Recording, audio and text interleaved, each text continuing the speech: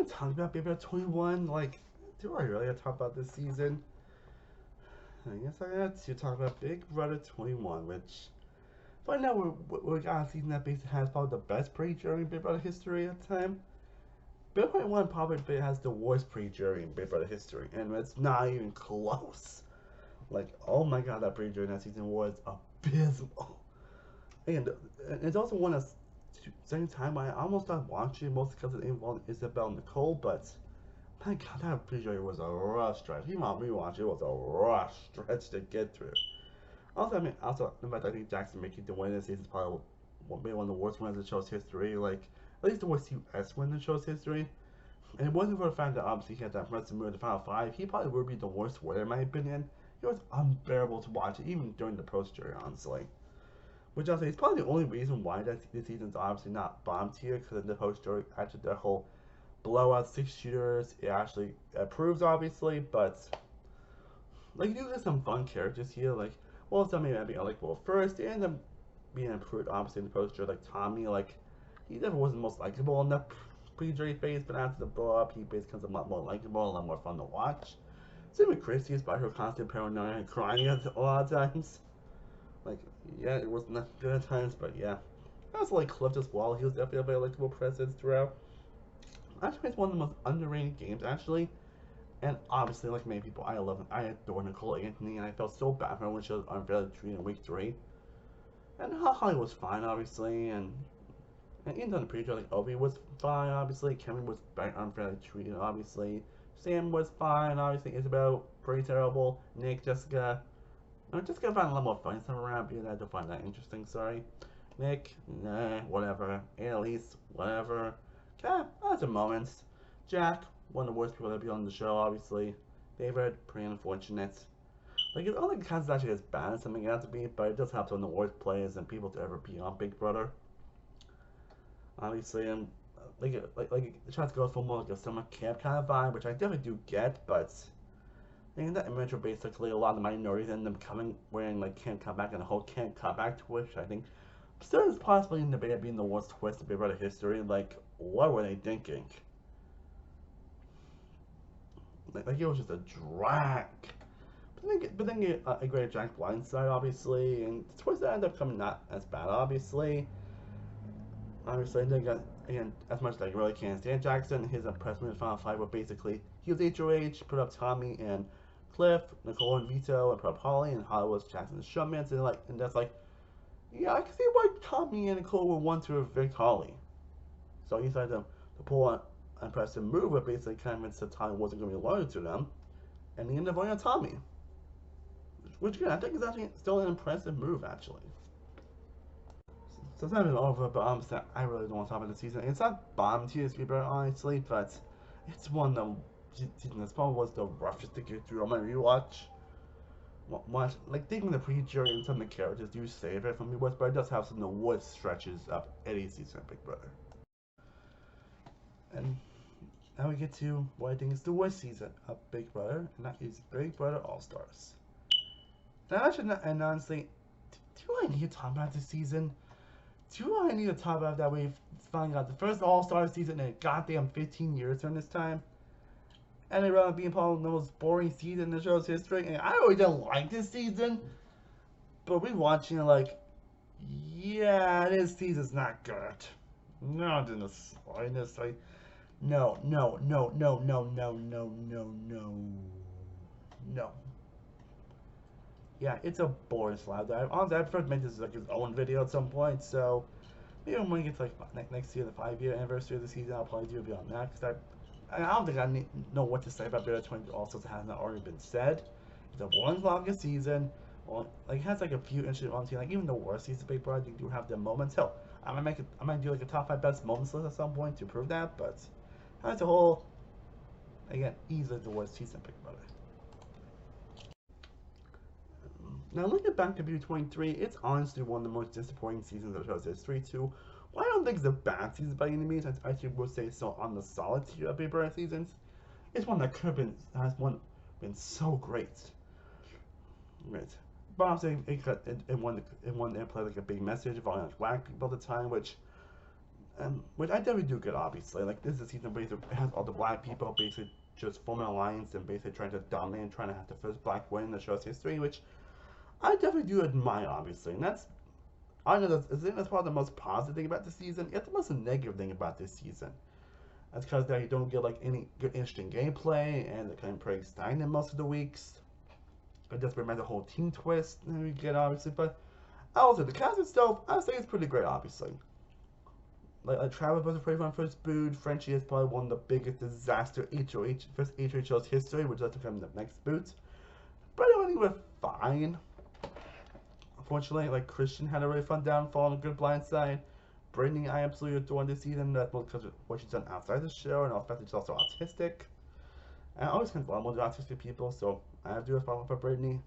Derek X was a fun character to watch. He had a good presence throughout the season, and was fortunate how he was versatile as he did. So Beth has a moment I enjoyed. Except a lot more on Rewatch actually. I did. Claire was actually good. Alyssa Lopez was definitely a great presence. Definitely a future reality TV star, especially when we see her on the challenge. Tiffany was a fantastic character. Like Tiffany, I think Ross would be kind of a dud on this season, but she has been one of the more impressive players to ever play Big Brother. And one I can definitely see make a big return when we get a future All-Star season. Then we get to Hannah, who I enjoy a lot more than I expected. Kylan I still enjoyed here. Azab was decent. Big D, it's the only thing noble about Big D is how hilarious he's like, I'm playing the best game out there, when he's like, he didn't do anything. I think he's, if I remember correctly, I think he's still delusional about that to this very day, if I remember correctly. But he can have fun moments, but he can say some pretty bullshit moments that make him probably least likable of the Cookout Alliance. Nick Sadie was a pretty solid winner. And the problem with this season is that because the Alliance, the Cookout ends up making moves out pretty much against their own best interest, because that at least a lot of gameplay becoming increasingly stagnant throughout. And it makes for some things that just end up becoming like pretty boring, even after the Cookout Alliance, like basically. It's like, you know, I've got me fine, which is it's a serotonin moment, probably one of the best moments in Charles history. I will definitely give it that.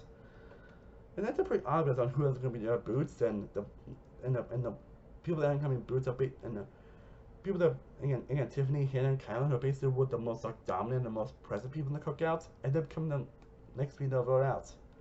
I feel like Tiffany actually, this only didn't happen. Tiffany actually would have been got an easy win this season, but she ended up voting out people that were close, like Claire and Derek X and everything. But you do get some fun moments throughout the season. You get some fun character moments, some fun back and forth throughout the season. Again, that French HOH is probably one of the best first weeks in the show's history. The reality was actually pretty good. You can get a good blindside Christian. Everything else is just very up and down, unfortunately. Again, we still get a solid season, mostly because of the Cookout aspect, and you get a really good cast overall. But overall, the season, that's all that gameplay, and also you have one of the worst runner-ups ever. Big D probably one of the worst runner-up game in the show's history. Maybe with Wayne McKenzie in 26 as a film this. But overall, 26 is still a decent and solid season. Speaking of decent and solid, we have Big Brother 24. A season that pretty much cuts the storyline I was hoping I was able to put much higher, honestly, but yeah, unfortunately, the rough stretches are still rough. Where it has probably the worst week in Big Brother history, with the week one being probably the worst week in the show's history, with the cast, how they treated Taylor Hale, how they treated her, along with the whole terrible backstage twist in general. Like, and having a cast that, in the end of the day, is not really the most likable and most interesting cast in the world, unfortunately, while you do get some stand-ups, obviously. That's for Taylor, like Monty, I enjoyed a little more in Rewatch. Again, Brittany has some fun moments, Alyssa has some fun moments. The other moments, but some fun moments in general. Michael also has a great moment, especially with the fact that he won like 6 vetoes, which is insane, and was close to actually breaking the record. At least this time, unlike, with Jack and everything, Michael was a lot more impressive this time around. At least to me, at least. Even Joseph has a fun downfall for moments, and Kyla has a good interesting run this season, but that one does. Everyone else just unlikable. Some of the worst people that be on Big Brother have just pretty bland and forgettable people. Like, do you remember Indy? Terrence? Pooch? Paloma? Don't even think you saw Maria Danielle Nicole in this season. Which no one ain't guaranteeing the Hollywood would be players that would like dominate the entire season. but we actually get a moment that actually like, yes, underdog, yes, yes, yes, yes. Well, normally we get a big line show 3 times a season, and in any other given season, Daniel, Nicole, and Amira would have dominated the entire season, and it would make for a terrible watch. But it was like, we tried to get rid of them. We tried to afford to get and try to get rid of them, and they did. They went up back to back to back with off Daniel being one of the worst moves in the show's history by unintentionally putting him close his ally, even though knowing he should probably work at home, but yet he Don Mon's like, oh, you just playing me, which is still hilarious. And it gets some fun moments. You got the whole like split house thing, which I think was a pretty fun week of the show. And that's what wasn't the most interesting, but the whole Joseph thing was pretty fun to watch. Got Kyle's epic downfall by implementing Cookout 2.0, which is kind of icky, especially for how Brittany and Michael tried to implement that to try to give him a Kyle, but it was still a really interesting moment in general. And you get some fun back and forth in the later weeks, and of course you got the historic win of Taylor Hale, which, as I mentioned, she's probably my favorite winner, mostly because of how she was pretty much like treated unpoorly, unfairly in the first couple of weeks. Especially how Daniel was like, I'll never forget what you did to Paloma, who basically like left in the first week, and honestly, if she didn't win, Taylor actually would have gotten victory unanimously. But considering the backstage tours, honestly, she probably would have come back anyway, but it was still pretty unfortunate. And of course, you got Daniel blaming her for the Paloma's exit when she was so mentally like, no, you think that she ended up leaving. Like, and thankfully, after her game went up, Taylor's not the most best player in the world, especially with her first HOH ring, with how she tried to put Joseph up as a pawn, and then basically trying to get rid of Alyssa and everything, and all that stuff, but, like, yeah.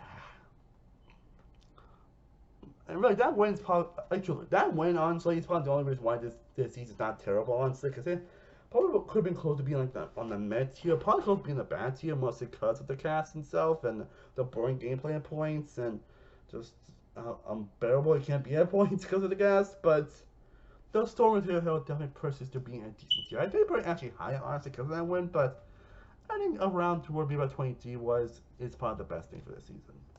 And now we get to Big Brother 25, and I don't really have much of a reason because I pretty much feel mostly the same about Big Brother 25 as I did when I first watched it.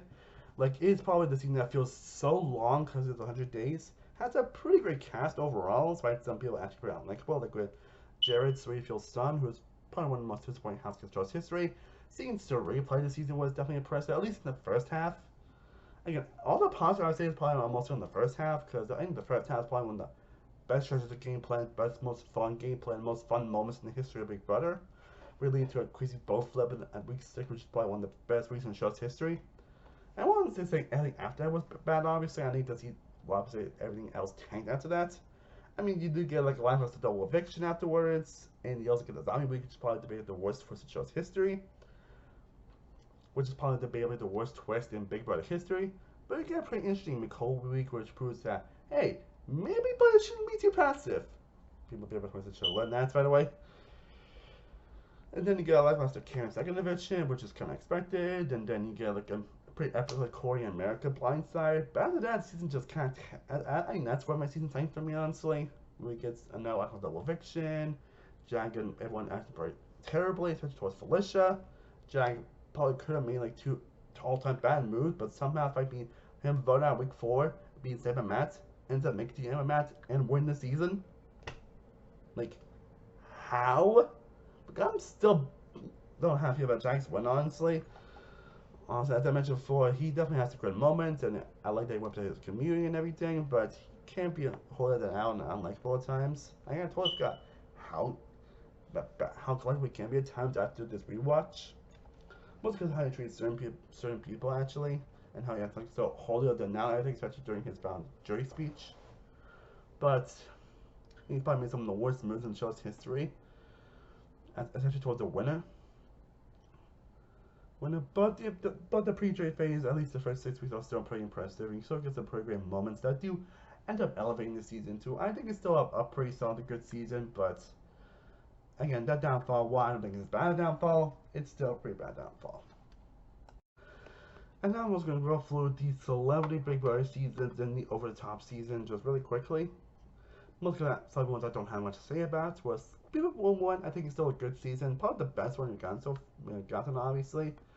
2 is probably still a decent best season. Emerald 3 is probably a bottom 3 Big Brother season, was because it was just so boring and dragged to watch. I don't have that much to say about like those shortened seasons of like Big Brother, but you know they do have the good moments and the fun casting moments and fun and some really back and forth. But other than that, season 1 is good, 2 is decent, 3 is terrible. With Over the Top still being one of the best seasons in the show's history, I think it's still a pretty underrated season, unfortunately, and it has some really great, fantastic moments. It's one of the best casts, in my opinion, in the show's history. Some of the best characters, with Morgan, Alex, and Shelby, especially being all-time great characters. Justin being great. And also here to Jason Roy, who doesn't have the best run this season, but at least I enjoyed him more on this rewatch than I did previously. And overall, just a great moments, great characters, and overall great season. I just really enjoyed rewatching. And also Reindeer Games was also much better on rewatch. Like, it's still surprising how incredible Reindeer Games was. I'm pretty sure nobody expected this season to be as good as it was. Especially being like both the competitions, like say what happened in 25 with the whole competition variety thing. We actually got some competition right this season, and people thought like who Cameron and Cody, who were the big competition threats, who were going to be in the top 2, and then becoming the first 2 eliminated. Got to see Daniel Reyes return, Josh Martinez actually finally make a return, and having him be a great character. Brittany Haynes still proving that she hasn't lost a beat. I actually joined Frank in this time around, actually. I just like Xavier. The fact that we got found too with Nicole Franzel and Taylor freaking Hale. What?